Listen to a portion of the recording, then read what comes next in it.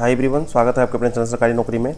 69,000 शिक्षक भर्ती में आवेदन करते समय जब ऑनलाइन फॉर्म आवेदन हो रहे थे दिसंबर के महीने में 2019 में, उस समय काफ़ी अभ्यर्थियों के द्वारा फॉर्म भरने में त्रुटियां हो गई थीं। कुछ साइबर कैफ़े की वजह से त्रुटियां हो गई थीं। ऐसे में अभ्यर्थी शुरू से ही मांग कर रहे थे कि उनके आवेदन में जो भी त्रुटियाँ हैं उनको सुधार करने का मौका दिया जाए। तो शुरू के बीच समय में कोर्ट ने उन्हें एक आदेश दिया था कि आप जो संस्था हैं जो परीक्षा कराई हैं, तो उन संस्थाओं को आदेश दिया था कि इनकी जो त्रुटियां हैं उनको सही किया जाए। तो उस पर संस्थाओं ने कहा था कि संशोधन तो होगा, लेकिन कोई इस तरह का संशोधन नहीं करेंगे जिससे मेरिट में कोई प्रभाव हो, जिला आवंटन सूची में किसी तरह की कोई दिक्कत हो। ऐसे में कोर्ट पुनः पहुँचे अभ्यर्थी।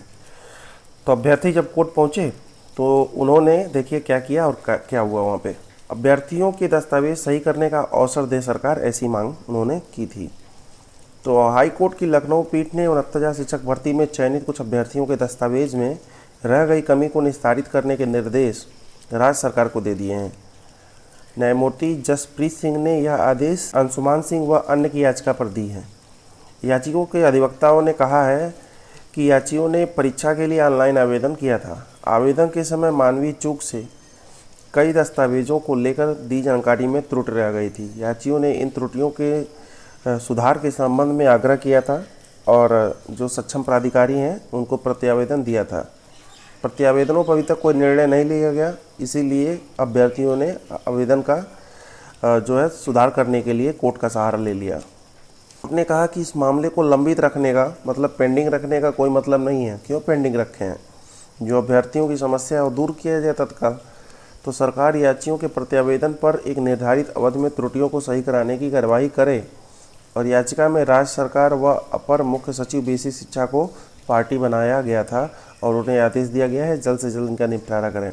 तो जिन भी अभ्यर्थियों की जो है फॉर्म आवेदन में त्रुटियां रह गई थी, एरर रह गई थी, चाहे वो किसी तरह का आपका एरर हो, किसी तरह का प्रॉब्लम हो, प्राप्तांक पूर्णांक को लेकर के हो, माता पिता का नाम हो, कैटेगरी में प्रॉब्लम हो, एड्रेस में प्रॉब्लम रह गया हो, किसी भी तरह का कोई दिक्कत हो किसी भी आपके डेटा में, तो आप उसे सुधार कर सकते हैं। जल्दी आपको मौका दिया जाएगा।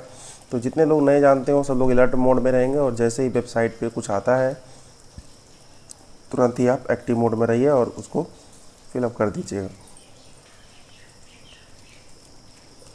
वहीं जो शिक्षक फर्जी इस समय लगातार पकड़े जा रहे हैं, उनके दस्तावेजों की जांच के लिए 4 कमेटी बनाई गई है। कमेटी 31 जुलाई तक सारा रिपोर्ट सौंप देगी जांच करके। अगर उसके पहले तक जांच करके रिपोर्ट नहीं सौंपती है तो इन चारों कमेटी पर कार्रवाई तय है, ऐसा इसीलिए यह कमेटी बनाया गया है।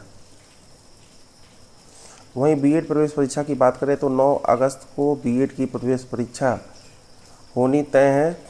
अब यह प्रवेश परीक्षा हो पाएगी कि नहीं, इस संबंध में एक ही बात कहना है, जब तक परीक्षा ना हो जाए तब तक कुछ कहा नहीं जा सकता, क्योंकि इस समय बड़ी बड़ी परीक्षाएं जो है पोस्टपोन हो जा रही हैं। तो 25 जुलाई तक बीएड का एंट्रेंस एग्ज़ाम का एडमिट कार्ड आ जाएगा और 9 अगस्त को परीक्षा घोषित है। जब परीक्षा का भी जब कोई कैंसिल का कोई सूचना नहीं आया तो आप मान के चलिए कि परीक्षा होगी। और जो लोग भी बीएड प्रवेश परीक्षा की तैयारी करते हैं अपनी तैयारी में लगे रहें। 25 जुलाई के दिन याद रखें, उस दिन अपना एडमिट कार्ड निकाल लें। वहीं देवरिया में मामला आपने सुना होगा, उत्तर प्रदेश में देवरिया ज़िला है। तो वहाँ पे काफ़ी सारे ऐसे शिक्षक मिले थे जिन्हें बर्खास्त किया गया और बर्खास्त करने के बाद उन शिक्षकों पर केस दर्ज कर दिया गया है।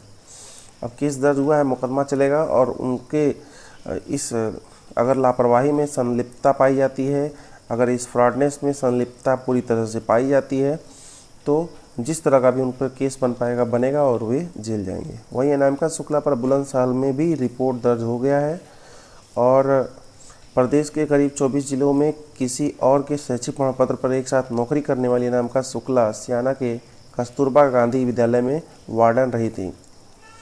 तो इस तरह उनके ऊपर भी केस हो गया है और उनके ऊपर भी जो कार्रवाई होगी वो की जाएगी और ज़रूरत पड़ने पर उन्हें भी जेल भेजा जाएगा। क्या ज़रूरत तो है ही। आपको पता ही होगा कि अभी जो है 24 जुलाई को डेट पड़ सकता है, क्योंकि 22 जुलाई तक का कार्य लिस्ट जारी हो गया है और ऐसे में 69,000 शिक्षक भर्ती का कोई डेट पड़ जाना थोड़ा मुश्किल ही लगता है। फ़िलहाल कुछ कहा भी नहीं जा सकता है। अगर सरकार चाहे और कोर्ट चाहे तो स्पेशल बेंच बैठा करके मामले की सुनवाई मंडे से या ट्यूसडे से करवा सकती है। तो ऐसे में अगर मामले की सुनवाई मंडे ट्यूसडे में होती है तब तो ठीक है। फ़िलहाल अगर नहीं हो पाती है तो 24 जुलाई जो है डेट खाली दिख रहा है अभी, क्योंकि इधर सारा काज लिस्ट आ चुका है और मामले की सुनवाई जब तक नहीं हो जाती है तब तक भी कुछ कहा नहीं जा सकता है, क्योंकि 24 को हो जाए कोई गारंटी नहीं है।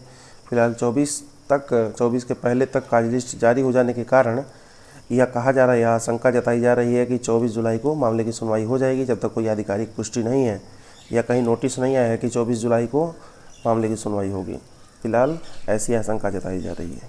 फिलहाल आज के लिए बस इतना ही। धन्यवाद।